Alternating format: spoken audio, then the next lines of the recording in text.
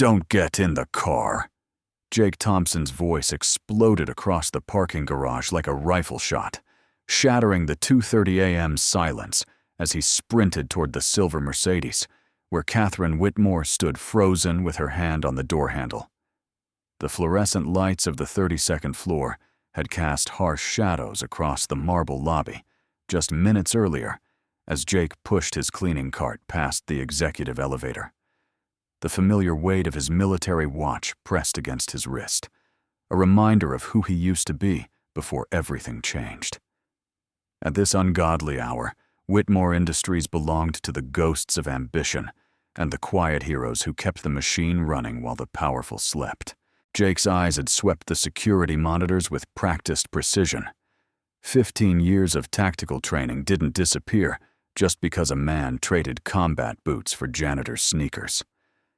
The building breathed differently tonight. Subtle changes in the parking garage lighting, an unfamiliar sedan positioned with too clear a view of the executive entrance. Two men in suits who'd been nursing coffee at the 24-hour diner across the street for 3 hours straight.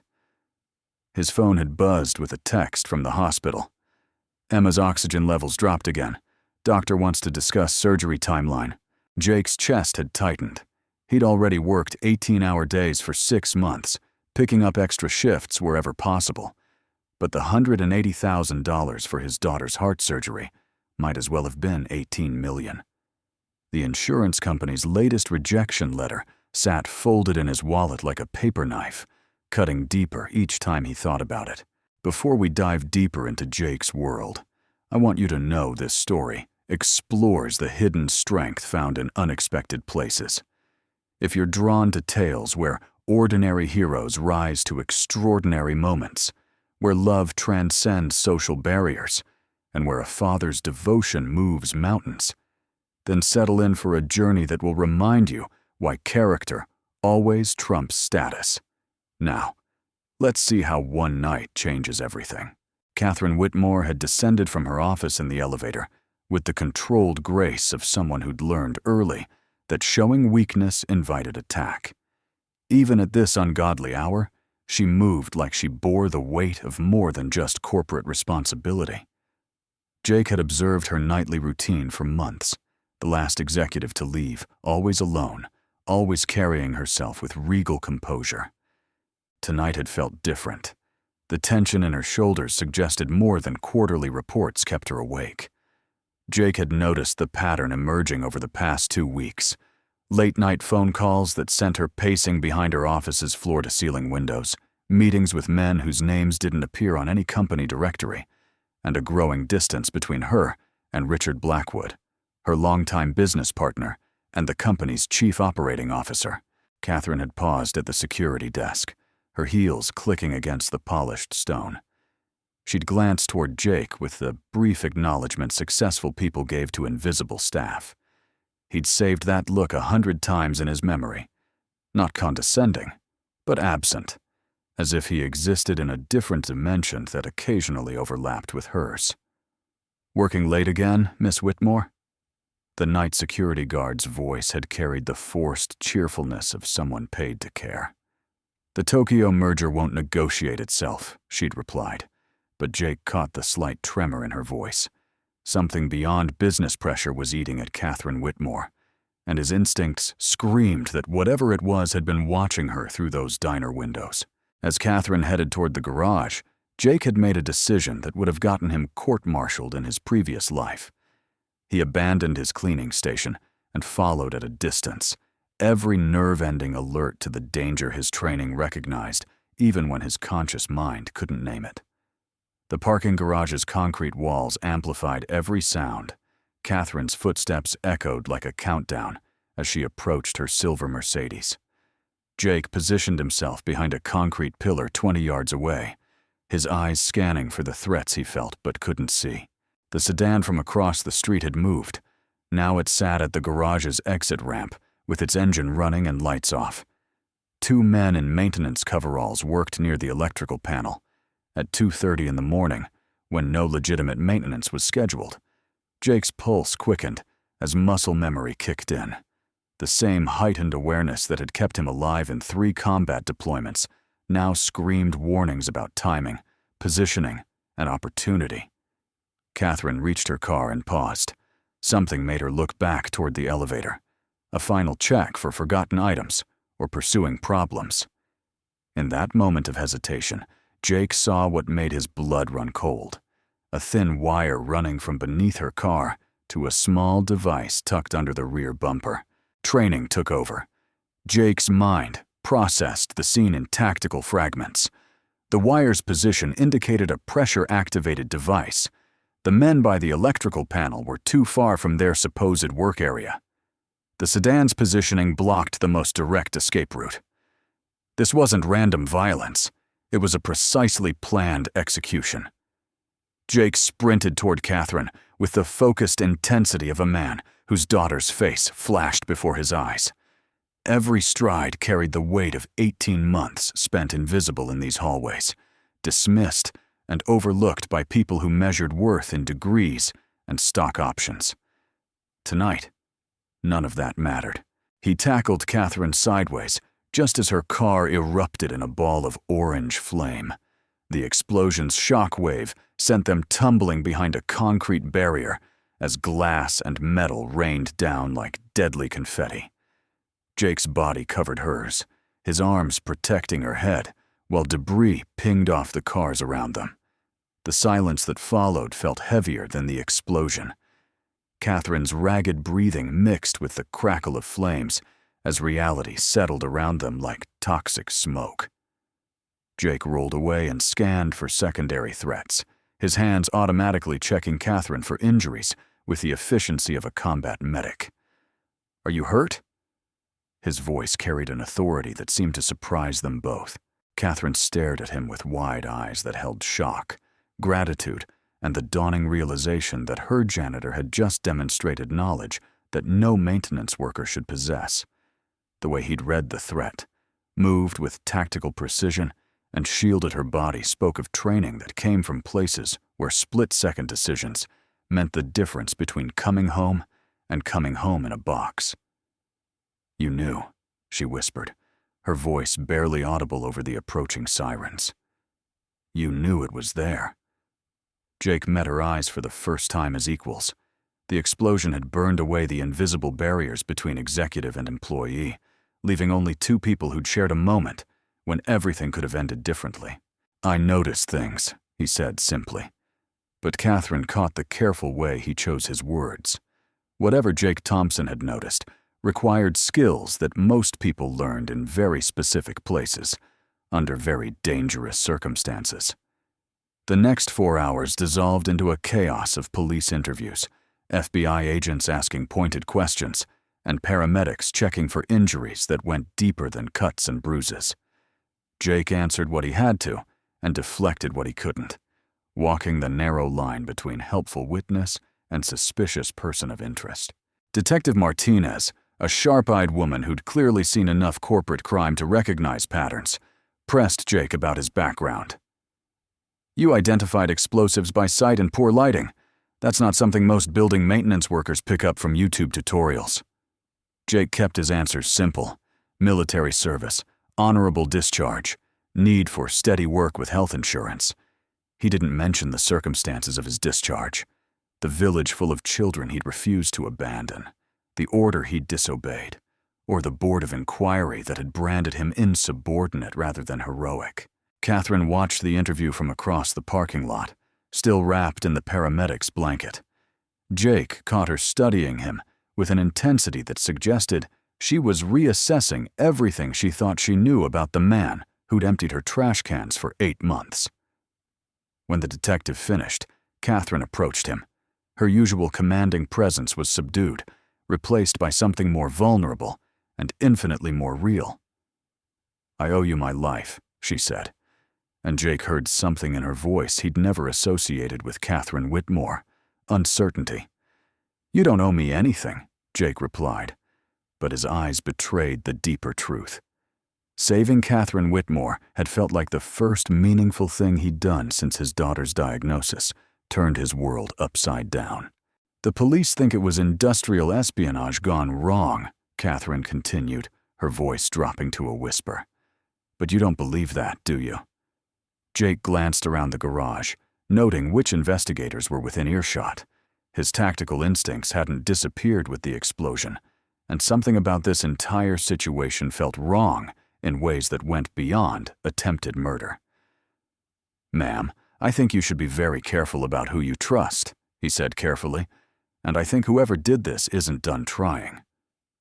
Catherine's face went pale. She'd built an empire by reading people and situations, and everything about Jake Thompson's demeanor suggested he knew things about threats and danger that went far beyond civilian experience. "What aren't you telling me?" she asked. Jake looked at her for a long moment. In her eyes, he saw not the CEO who'd never noticed him, but a woman who'd just survived an assassination attempt and was beginning to realize that her world wasn't as secure as she'd believed. "I'm telling you to watch your back," he said quietly, "and maybe start asking yourself who benefits if you're not around to ask questions." The morning sun painted Whitmore Industries in deceptively cheerful light as Jake submitted to the inevitable. HR Director Patricia Wells greeted him with the kind of smile that preceded pink slips and security escorts. "Jake, we need to discuss your employment status," she began, her voice carrying the rehearsed sympathy of someone who'd delivered bad news professionally for decades. Jake sat across from her desk, noting how carefully she'd positioned herself, close enough to the panic button, with security visible through her office's glass walls. Apparently, saving the CEO's life had somehow transformed him from invisible employee to potential threat. "The background check we conducted after last night's incident revealed some concerning information about your military service," Patricia continued, consulting a file that seemed suspiciously thick for someone who'd supposedly passed their initial screening. "We can't have someone with your particular history in a position that provides after-hours access to sensitive areas." Jake had expected this. Companies like Whitmore Industries didn't survive by taking chances on employees with complicated pasts, regardless of their heroic moments. The irony wasn't lost on him. The same training that had saved Catherine Whitmore's life now made him unemployable in her building. "What particular history?" Jake asked, though he already knew. "Insubordination, disobeying direct orders, questions about your fitness for service." Patricia's tone suggested she was reciting from a report written by people who'd never heard bullets whistle past their heads. "We simply can't assume the liability." Jake thought about Emma's upcoming surgery consultation, about the second mortgage he'd already taken on his small house, about the 18-hour days that still weren't enough to bridge the gap between hope and reality. Losing this job didn't just mean starting over. It meant watching his daughter slip away while he struggled to find employers willing to overlook a military record that told only half the story. "I understand," he said simply, because arguing wouldn't change the mathematics of corporate risk management. Patricia handed him a final paycheck and the standard termination paperwork. Jake signed where indicated, handed back his building access card, and walked out of Whitmore Industries for what he assumed would be the last time. In the parking lot, he sat in his 15-year-old Honda and stared at the building where he'd spent the last 8 months becoming invisible. Somewhere 32 floors above, Catherine Whitmore was probably already deep in meetings and conference calls, the events of last night fading into the kind of corporate security briefing that would eventually become a footnote in quarterly reports. His phone rang. Emma's doctor wanted to schedule a consultation about surgical options, which was medical terminology for, "We need to discuss what happens when insurance won't cover the procedure your daughter needs to live." Children's Hospital of Philadelphia buzzed with the controlled chaos of medical professionals fighting time. Jake found Dr. Sarah Rodriguez in her office, surrounded by case files and the kind of serious expressions that preceded conversations no parent wanted to have. "Emma's condition is deteriorating faster than we initially projected," Dr. Rodriguez began, cutting straight to the medical reality that didn't care about insurance policies or employment status. "We're looking at weeks, not months." Jake absorbed the information like incoming fire, train for it, prepare for it. But when it arrives, the impact still takes your breath away. Emma's latest test results painted a picture of an 8-year-old heart working too hard for too long, with time running out like sand through fingers. "What are our options?" Jake asked, though he already knew the answer would come down to money. "The surgery is complex but routine. We've performed this procedure hundreds of times with excellent success rates. The challenge is..." Dr. Rodriguez paused, clearly uncomfortable with the financial realities of American healthcare. "The challenge is that my insurance considers it experimental, which means they won't cover the $180,000 cost," Jake finished. Dr. Rodriguez nodded, her expression reflecting the frustration of a doctor who'd chosen medicine to save lives, not to navigate insurance bureaucracy. She'd probably had this conversation with desperate parents more times than she cared to count. "There are programs, charity care options, but the paperwork and approval process takes time Emma doesn't have," she continued. "I'm sorry, Jake. I wish I had better news." Jake left the hospital feeling like he was drowning. Every breath required conscious effort as he tried to process the impossible choice between accepting his daughter's death and finding money that didn't exist. The afternoon sun felt too bright, the world too normal for a day when everything was falling apart. His phone buzzed with a text from an unknown number. "Meet me at the coffee shop on 5th Street. We need to talk." Catherine Whitmore. The coffee shop occupied the ground floor of a converted brownstone, the kind of place where CEOs could meet janitors without attracting the wrong kind of attention. Catherine sat in a corner booth, looking more human without her executive armor of designer suits and perfect composure. Jake slid into the seat across from her, noting how she'd positioned herself with a clear view of both entrances. Apparently, last night's near-death experience had awakened some survival instincts that board meetings didn't typically require. "I heard about your termination," Catherine said without preamble, "and I've been thinking about what you said last night." Jake waited. In his experience, powerful people revealed their intentions in their own time and on their own terms. "You were right about trusting people," Catherine continued, her voice lower than necessary in the nearly empty cafe. "I've been going through personnel files, security reports, financial records, looking for patterns." She pulled out a tablet and showed Jake a series of documents. Even upside down, he could see corporate organizational charts, financial statements, and what looked like surveillance reports. "Someone's been tracking my movements for months," Catherine continued. "Not random industrial espionage. Systematic intelligence gathering. The kind that suggests someone with inside access was feeding information to outside actors." Jake studied the data.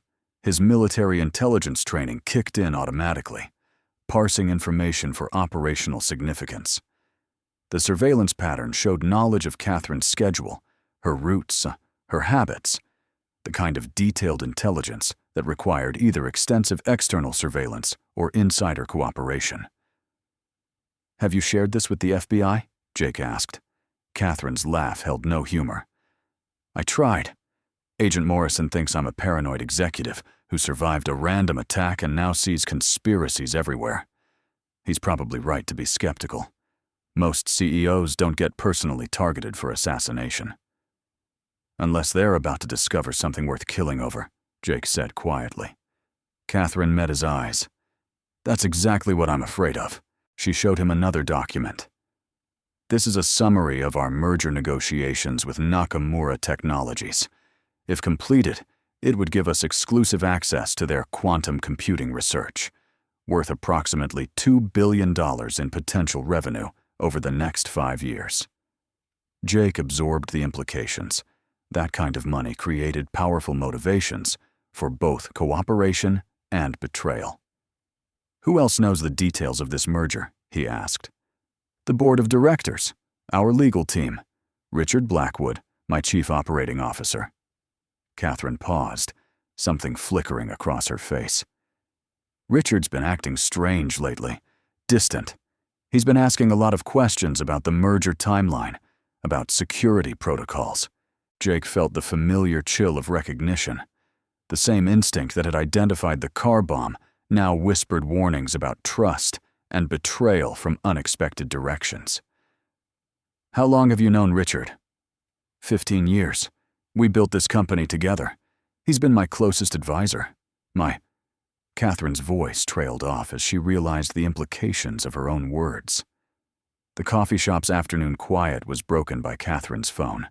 She glanced at the screen, and her face went pale.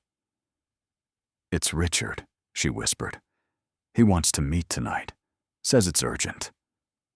Jake leaned forward. "Don't go alone." Catherine looked at him with an expression that mixed desperation with dawning realization. "Will you come with me?" "Ma'am, I'm a janitor with a questionable military record who just got fired from your company," Jake said carefully. "I'm not sure I'm the best choice for backup." "You're the only person who's kept me alive so far," Catherine replied, "and somehow I trust you more than anyone in my own company." Jake thought about Emma's surgery deadline, about the impossible mathematics of love and money, about the strange twist of fate that had connected his life to Catherine Whitmore's. Sometimes the only choice was to move forward and hope that motion created its own solutions. "What time is the meeting?" he asked. Evening settled over the city like a held breath as Jake parked his Honda across from Riverside Park. Catherine's Mercedes was already there, positioned near the entrance to the walking path where she'd agreed to meet Richard. Jake had insisted on arriving early, using the time to scout the area and identify potential problems. The park's layout bothered him. Too many blind corners, too much cover for hostile surveillance, too many exit routes for anyone who might want to disappear after conducting business. If he were planning an ambush, this location would rank high on his list of suitable venues. Catherine emerged from her car at exactly 8 p.m., moving with the cautious grace of someone who'd learned to take threats seriously. She wore dark clothing instead of her usual executive attire, and Jake noticed she'd traded her designer purse for a smaller bag that wouldn't interfere with mobility. From his position across the street, Jake maintained visual contact while scanning for the anomalies that had kept him alive in more dangerous places. A jogger who'd been stretching in the same spot for 20 minutes, a maintenance worker whose truck was parked away from any obvious work site, shadows that moved without corresponding foot traffic. Richard Blackwood appeared exactly on time, approaching from the park's interior rather than the parking area. Jake noted the operational significance of that choice. Someone arriving on foot could have scouted the meeting location earlier, or could have backup positioned along the walking paths. Through his phone's camera zoom, Jake watched Catherine and Richard's body language. What should have been a collegial conversation between longtime partners looked more like a negotiation between adversaries. Richard's gestures were sharp, aggressive. Catherine's posture reflected defensive wariness. Jake's phone buzzed with a text from Catherine. "He knows about the merger details. Information only the board should have." Another text followed immediately. "He's asking about my will, my succession plans." Jake felt ice settle in his stomach. Those weren't the questions of a concerned business partner. They were the questions of someone planning for Catherine's absence. The conversation in the park grew more animated. Richard stepped closer to Catherine, his hands moving in ways that suggested either extreme emotion or carefully controlled threat. Catherine backed away, her phone visible in her hand. A final text arrived. "Help." Jake was already moving before his conscious mind processed the single word. 15 years of tactical training compressed into pure instinct as he sprinted across the street toward the park entrance. Behind him, engines started in the darkness. The jogger's support team, the maintenance worker's backup, all the pieces of a carefully orchestrated plan falling into motion. He reached the walking path as Richard grabbed Catherine's arm. Their voices carried clearly in the evening air. "You're going to sign those documents tonight," Richard was saying, his voice carrying the cold authority of someone who'd stopped pretending to be friendly. "The merger goes through my way, or it doesn't go through at all." "Richard, what are you doing?" Catherine's voice mixed shock with growing fear. We've been partners for 15 years. We've been business associates, Richard corrected. You've been the face of the company while I've done the real work. The Nakamura deal is worth $2 billion, Catherine. I'm not letting your idealistic nonsense destroy the opportunity of a lifetime. Jake positioned himself in the shadows 20 feet away. Training had taught him the value of understanding a situation before intervening, and Richard's words were revealing far more than he probably intended. The bomb was your idea, Catherine said, her voice barely a whisper. Richard's laugh was cold. The bomb was supposed to solve our problem cleanly. Unfortunately, your janitor has better reflexes than we anticipated. Catherine stepped back, finally understanding the full scope of her partner's betrayal. How long have you been planning this? Since the day Nakamura approached us with their quantum computing research, Richard replied. This company has always been held back by your soft-hearted approach to business. Sometimes, you have to eliminate obstacles to achieve greatness. Jake had heard enough. He emerged from the shadows with the silent efficiency of a man trained to appear where enemies least expected him. Step away from her, Richard. Richard spun toward Jake's voice, his hand moving inside his jacket. The heroic janitor. I should have made sure you died in that explosion. But you didn't, Jake replied, his voice carrying the calm certainty of someone who'd faced death before. And now you're going to walk away before this gets worse. Richard pulled out a pistol, his corporate mask finally slipping to reveal something desperate and dangerous underneath. You have no idea what you're interfering with. This deal will make me one of the most powerful men in America. It'll make you one of the richest prisoners in America, Jake corrected, noting Richard's grip, his stance, his breathing. Everything about his posture screamed amateur with a weapon, which made him more dangerous, not less. The FBI already knows about the surveillance, about the inside information, Catherine added, finding her voice as she realized Jake had positioned himself between her and Richard's gun. It's over, Richard. Richard's laugh held hysteria now. The FBI knows what I've allowed them to know. You think I've been planning this for months without covering my tracks? Jake caught movement in his peripheral vision. The fake jogger and maintenance worker were closing in from both sides, their approach coordinated and professional. Richard wasn't working alone, and this confrontation was about to become significantly more complicated. Catherine, Jake said quietly, his eyes never leaving Richard. When I move, you run toward the street. Don't look back. But before anyone could move, Richard's phone buzzed with an incoming call. He glanced at the screen, and his face went white. That's impossible, he whispered, staring at the caller ID. You're supposed to be dead. Richard stared at his phone screen like it contained a message from the dead. His hand trembled as he answered the call, his voice barely a whisper. Agent Torres? Richard's complexion went from pale to ashen. But the car accident. You were supposed to be. Jake's tactical mind processed the implications immediately. Richard had tried to eliminate an FBI agent, which meant the conspiracy went deeper than corporate greed. It involved federal crimes that carried life sentences. Richard Blackwood. A woman's voice carried clearly through the phone's speaker. This is Agent Maria Torres, FBI Financial Crimes Division. I survived your little car accident 3 weeks ago, and I've been building a case against you ever since. The fake jogger and maintenance worker froze in their approach. Professionals recognize when an operation has been compromised, and the mention of federal agents changes every calculation. You're under surveillance right now, Agent Torres continued, her voice carrying the satisfaction of someone who'd spent weeks planning this moment. We have recordings of your conversation with Catherine Whitmore. We have financial records showing your embezzlement. And we have testimony from your hired associates who decided cooperation was preferable to prosecution. Richard's gun wavered as panic replaced calculation. Jake recognized the moment when amateurs with weapons became most dangerous, when they realized they had nothing left to lose. This is impossible, Richard stammered into the phone. I covered every angle, Every transaction was clean. Except for the transaction where you hired Marcus Williams to plant the car bomb, Agent Torres replied. Marcus decided federal witness protection was more appealing than life in prison. He's been recording your conversations for 2 weeks. Jake felt pieces clicking into place. The maintenance worker who'd been positioned near the electrical panel the night of the explosion wasn't just backup.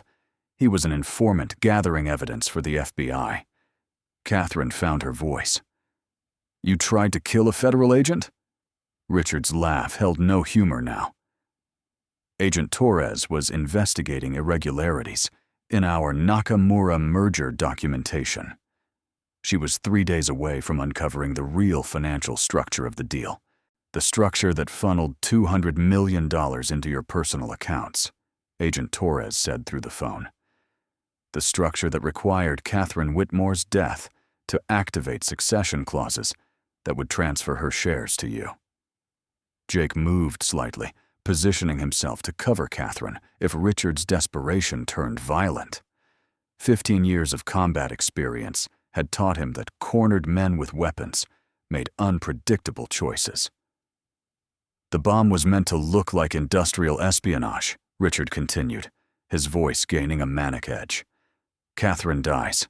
I inherit operational control. The Nakamura deal proceeds on my terms, and everyone assumes foreign competitors eliminated her. Except your plan had one flaw, Catherine said, her voice growing stronger as she understood the full scope of Richard's betrayal. You underestimated the night shift janitor. Richard's eyes fixed on Jake with undisguised hatred. Your hero isn't who you think he is, Catherine. Jake Thompson was discharged from the military for insubordination. He disobeyed direct orders and endangered his unit. He saved civilian children. Agent Torres's voice cut through Richard's words. We pulled his complete military file. Sergeant Thompson refused to abandon a village school during a tactical withdrawal.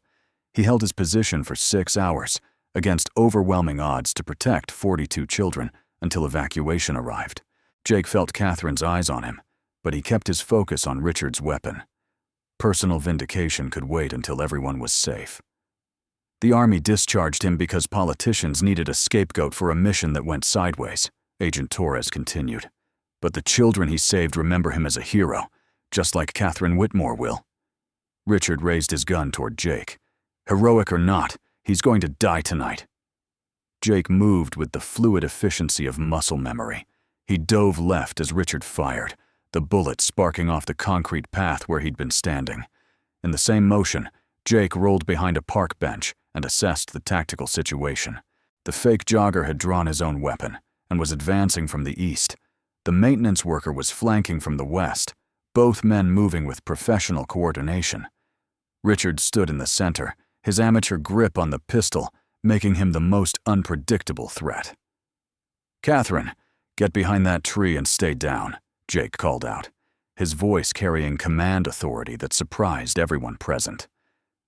Catherine moved quickly, her earlier terror replaced by focus. Surviving one assassination attempt had apparently awakened survival instincts she didn't know she possessed. Jake's phone buzzed with a text. He glanced quickly and saw Agent Torres's message. FBI tactical team arriving in 90 seconds. Keep everyone alive. 90 seconds felt like 90 hours when bullets were flying. Jake needed to neutralize 3 armed opponents while protecting a civilian and staying alive himself. The mathematics weren't encouraging. The fake jogger fired twice, forcing Jake to keep his head down. Professional muzzle discipline and controlled breathing suggested military or law enforcement background. The maintenance worker was moving to flank Jake's position, using cover effectively and maintaining communication with his partner through hand signals. Richard, meanwhile, was shouting into his phone. The deal is blown. Activate the contingency plan. Transfer the accounts and initiate the Moscow Protocol. Jake realized this conspiracy extended beyond corporate embezzlement.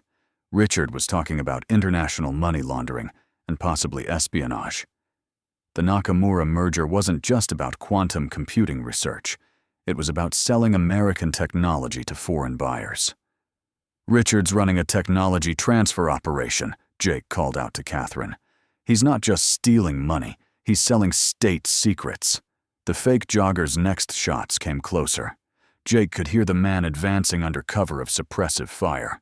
Military training kicked in automatically. Assess, adapt, overcome. Jake spotted a maintenance shed 20 yards away. If he could reach it, the structure would provide better cover and limit his opponent's ability to coordinate their assault. But reaching it meant crossing open ground under fire from 2 different angles. He made his decision. Jake sprinted toward the shed in a tactical zigzag pattern, drawing fire from both shooters, while Catherine remained safely behind the tree. Bullets whined past his head, but his erratic movement made him a difficult target for shooters who weren't expecting military-level evasion tactics. Jake reached the shed and immediately began planning his next move. From this position, he had clear sight lines to both attackers and could force them to approach across open ground. More importantly, he could keep Richard separated from his professional backup.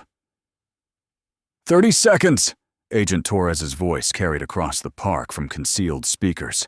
Apparently, the FBI had been monitoring this location extensively. Richard's panic reached a breaking point.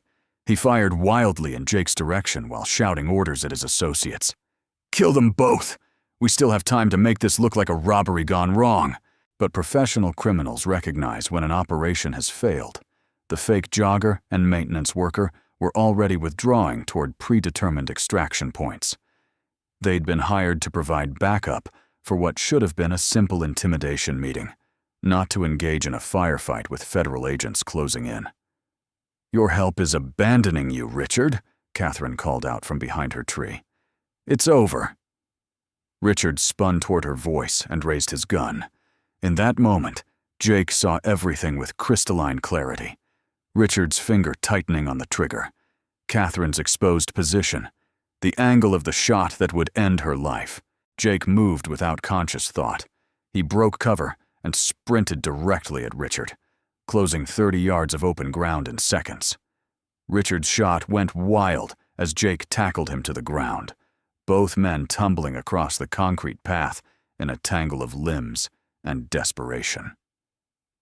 Jake's combat training took over as he grappled with Richard for control of the weapon. 15 years of hand-to-hand combat experience against a corporate executive whose idea of physical exertion was racquetball twice a week. The outcome was predetermined, but Richard's desperation made him dangerous in the way that cornered animals became unpredictable. "You destroyed everything," Richard screamed as they struggled. 20 years of planning, 20 years of building connections."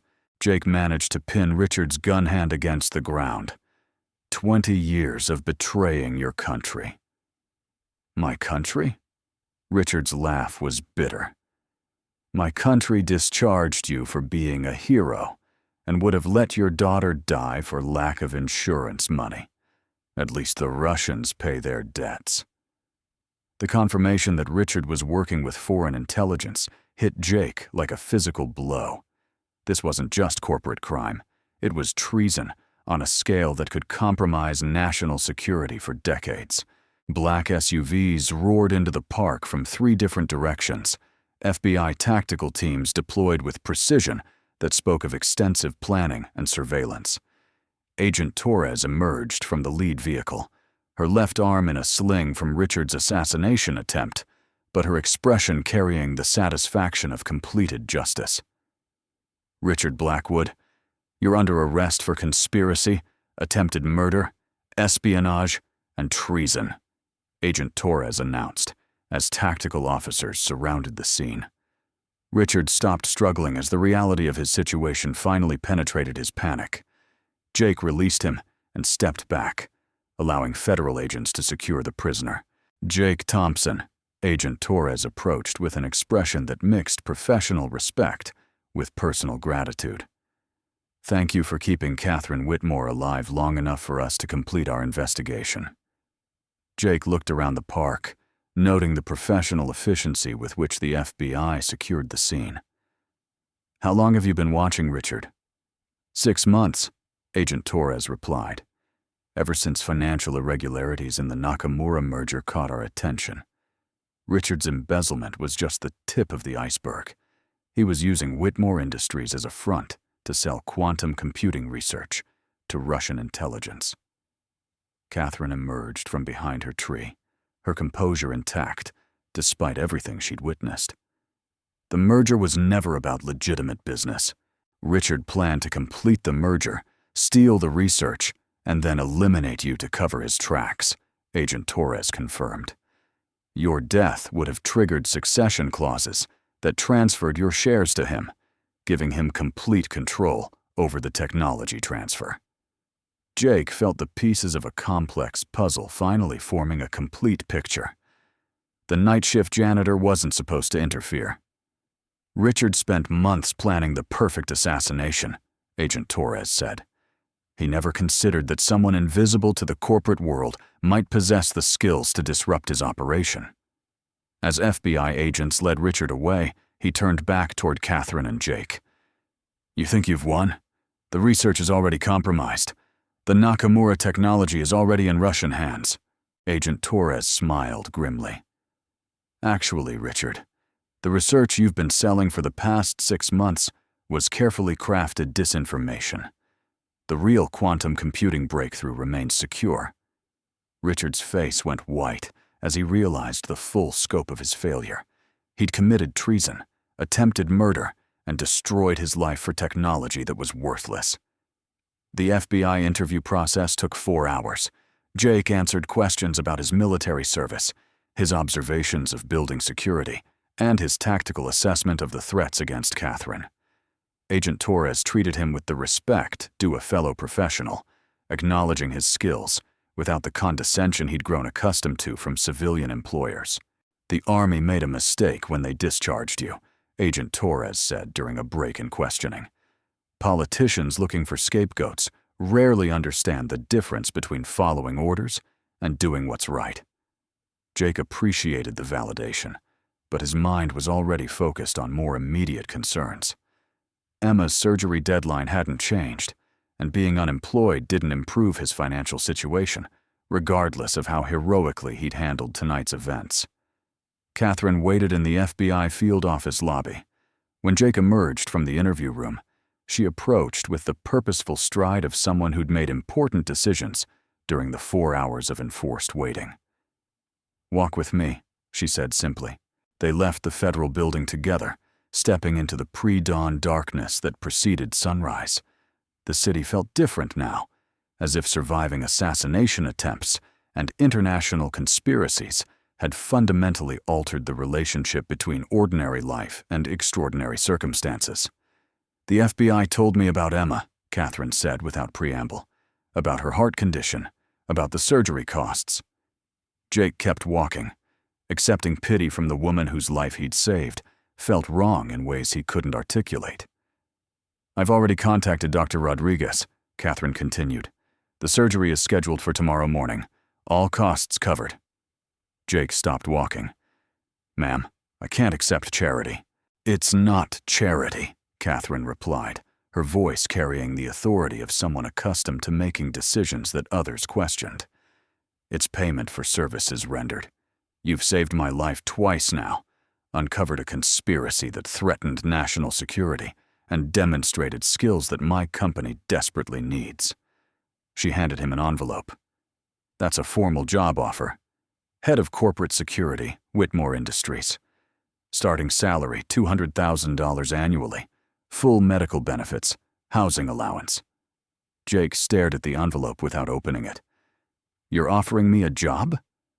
I'm offering you a career, Catherine corrected. I'm also offering you something else. She stepped closer, and Jake saw in her eyes the same vulnerability he'd glimpsed in the parking garage after the explosion. I'm offering you a partnership, professional and personal. Jake felt his world shifting in ways that had nothing to do with tactical situations or life-threatening emergencies. Catherine, I'm a discharged soldier with an 8th-grade daughter and a 15-year-old Honda. You're a man who sacrificed his military career to protect children, Catherine replied.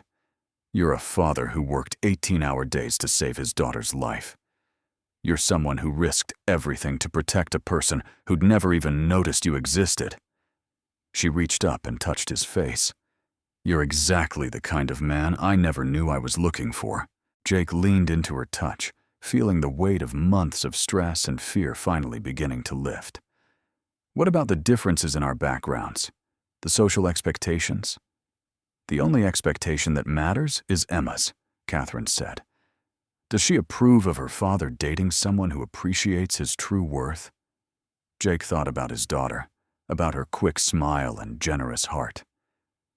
She'll want to know if you like chocolate chip pancakes and Saturday morning cartoons. Catherine's laugh was the first genuine expression of joy Jake had heard from her.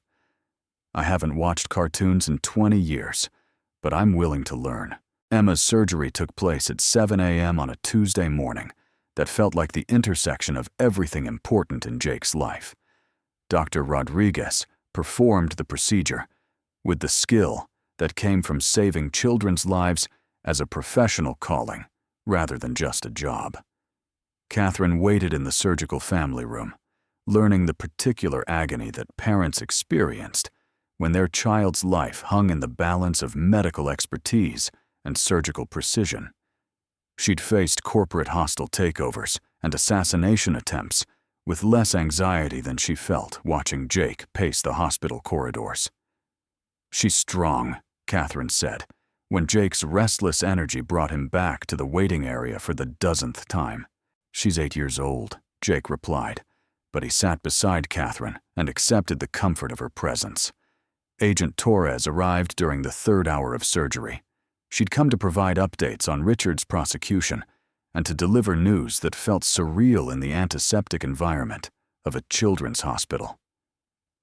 The Justice Department is recommending you for the Presidential Medal of Freedom, she told Jake. Your actions prevented the theft of quantum computing technology that could have compromised national security for decades. Jake absorbed the information with the same calm acceptance he'd shown for everything else that had upended his life. Recognition felt less important than the red light above the surgical suite that indicated his daughter's operation was still in progress. There's more, Agent Torres continued. The Department of Defense wants to offer you a consultant position, full reinstatement of military honors, pension benefits, security clearance. Catherine squeezed Jake's hand. You have options now. I have responsibilities, Jake corrected, but his voice carried gratitude for possibilities he'd never imagined. Dr. Rodriguez emerged from surgery at 11:15 a.m., her scrubs bearing the evidence of successful intervention. Her smile told Jake everything he needed to know before she spoke a single word. Emma's surgery was completely successful, Dr. Rodriguez announced.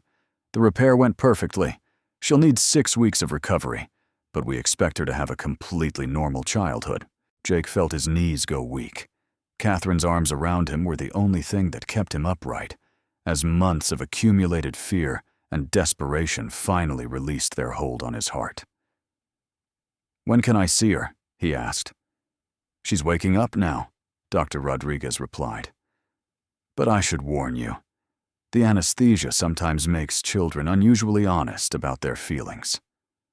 Emma looked impossibly small in the recovery room bed, but her eyes held the bright awareness that told Jake his daughter was truly going to be okay. Tubes and monitors couldn't disguise the essential Emma-ness that had sustained him through the darkest months of uncertainty. Daddy, her voice was hoarse from the breathing tube, but it was the most beautiful sound Jake had ever heard. I'm here, sweetheart, he said, taking her small hand in his larger one. Emma's eyes focused on Catherine, who stood slightly behind Jake with the uncertain expression of someone entering unfamiliar territory. Are you the lady who likes my daddy? Catherine glanced at Jake, then back at Emma. I'm the lady who thinks your daddy is a hero. He is a hero, Emma said matter-of-factly.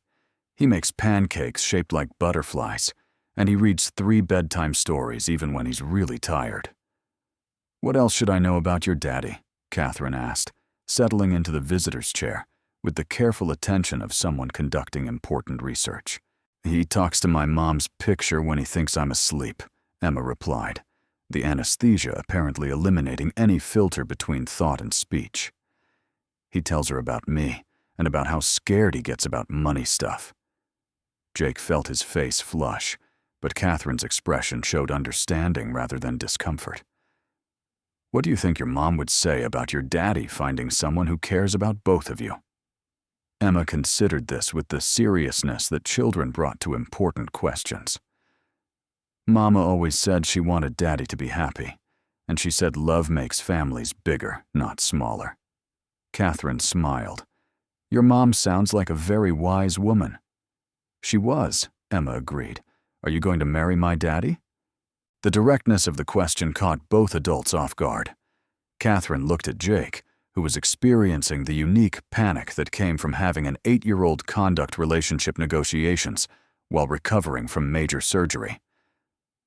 "That's something your daddy and I need to discuss," Catherine said diplomatically. "He wants to," Emma said with absolute certainty. "He gets the same look when he talks about you that he gets when he looks at chocolate cake." Jake buried his face in his hands. "Emma, you're supposed to be resting, not embarrassing your father." "I'm not embarrassing you," Emma protested. "I'm helping. Catherine seems nice, and she has kind eyes. Plus, she stayed here for my whole surgery, which means she already loves you both." Catherine met Jake's eyes over Emma's head. "She's right about that last part." 6 months later, Jake stood in the kitchen of Catherine's townhouse, watching Emma put finishing touches on her latest artwork. The 8-year-old had declared herself the family's official documentarian, creating drawings that captured moments she considered important enough to preserve forever. "What are you working on, sweetheart?" Jake asked, though he could already see the familiar figures taking shape on Emma's paper. "It's our family," Emma announced, holding up a drawing that showed 3 stick figures standing in front of a house with an improbably large number of windows. "That's you with your security badge, that's Catherine with her computer, and that's me with my strong heart." Jake studied the drawing with the careful attention it deserved. Emma had been creating family portraits for months, each one showing subtle evolution in how she understood their new life together. Catherine emerged from her home office, trading her CEO responsibilities for the domestic routine they'd constructed around Emma's school schedule and Jake's security work. The transition from corporate executive to stepmother in training had challenged her in ways that hostile takeovers never had. But Emma's patient instruction in the fundamentals of family life had proven surprisingly effective. "How was the parent-teacher conference?" Jake asked. "Mrs. Peterson thinks Emma is remarkably well-adjusted for a child who's experienced major life changes," Catherine replied. "Apparently, she wrote an essay about how families can grow in unexpected ways." Emma looked up from her drawing. "I told her about how Daddy was sad before his job changed, and how Catherine was lonely before she learned about Saturday morning pancakes." Jake and Catherine exchanged glances. 8-year-olds had an unsettling ability to perceive emotional truths that adults spent months avoiding. "Speaking of life changes," Catherine said, settling onto the couch beside Jake. "The FBI called today. Richard's sentencing is next week." 25 to life for espionage, Jake said. "Agent Torres thinks he'll serve every day of it." "Good," Emma said firmly.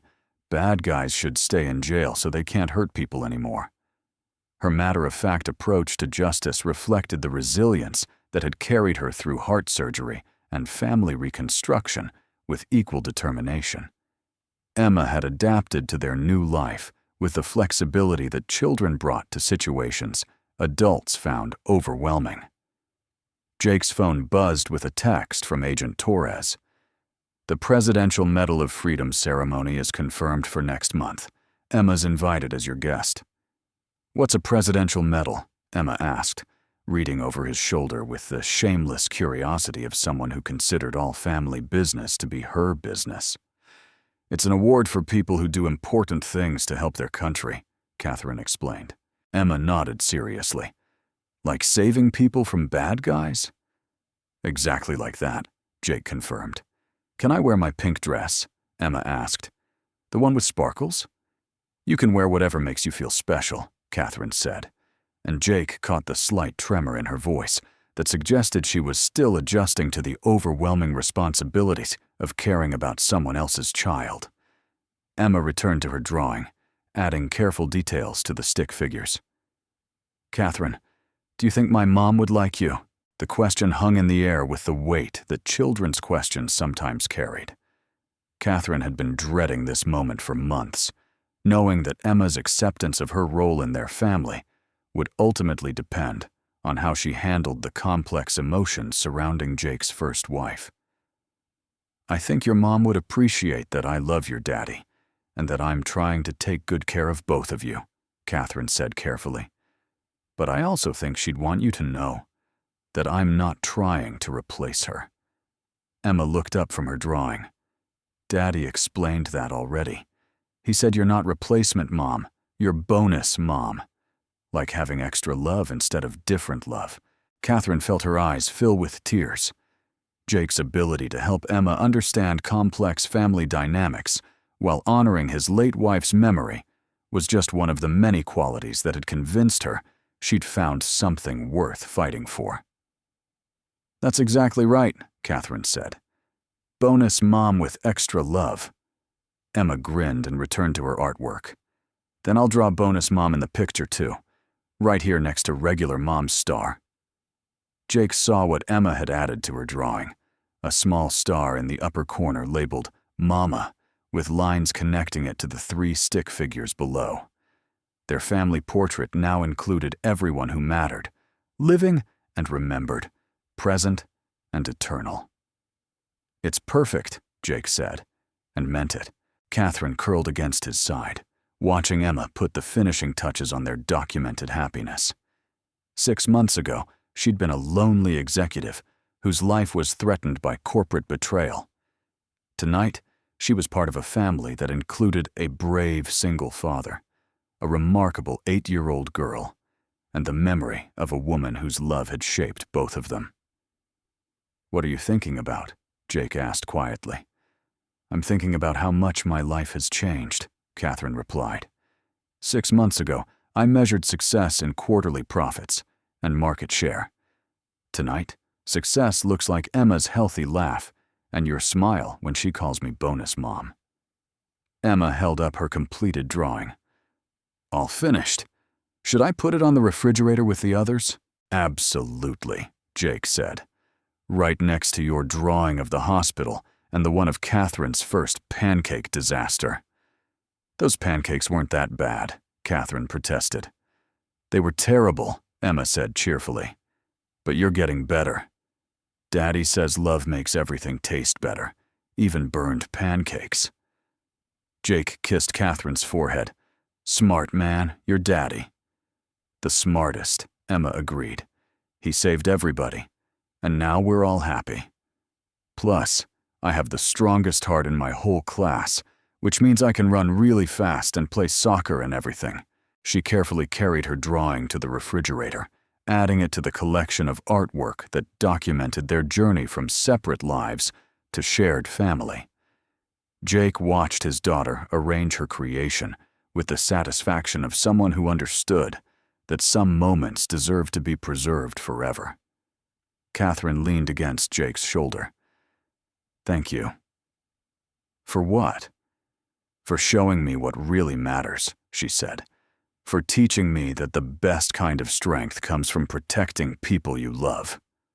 Jake looked around the kitchen where Emma was explaining the significance of her drawing to the cat, where Catherine's work files shared counter space with homework assignments and art supplies, where the remnants of their evening meal reflected the beautiful chaos of family life. Thank you, he replied, for showing me that second chances sometimes come from the most unexpected places. Emma returned from the refrigerator and climbed onto the couch between them. Can we watch a movie? Something with happy endings. All the best movies have happy endings, Catherine said, reaching for the remote. Just like real life, Emma added, with the confidence of someone whose world had been restored to safety and love.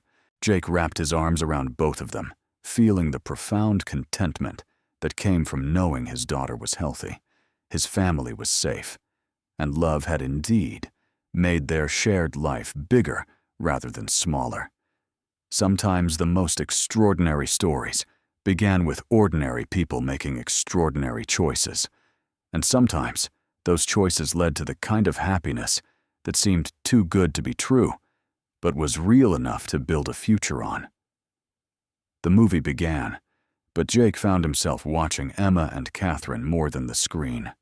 His daughter's bright laughter mixed with Catherine's quiet contentment, creating the soundtrack of a life he'd never dared to imagine, but somehow deserved to live.